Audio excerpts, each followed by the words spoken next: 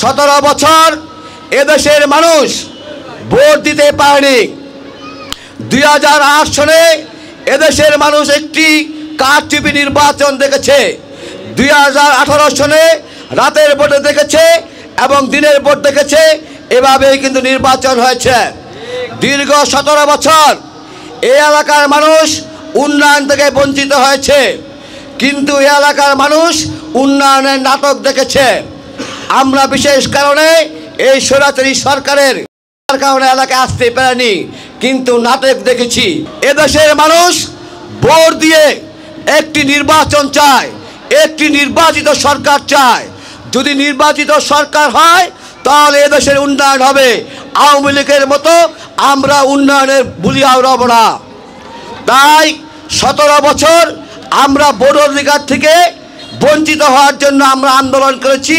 আমরা 5 তারিখ পেয়েছি, আমরা বিজয় পেয়েছি।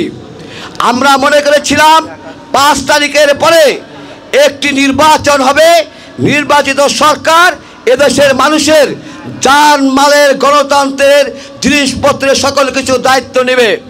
কিন্তু এখন আমরা কি দেখতে পেয়েছি?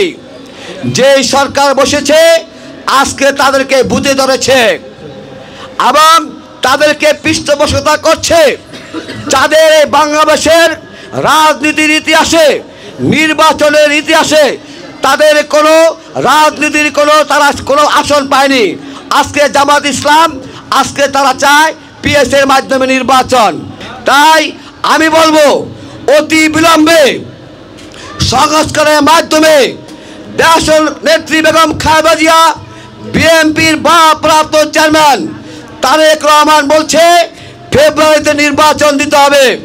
বিএনপির নেতারা কর্মীরা 17 বছর আন্দোলন সংগ্রাম করেছে, প্রজন্ম আবার রাজপথে নামবে যদি নির্বাচন নিয়ে কোনো কালসিদ্ধ করা হয়।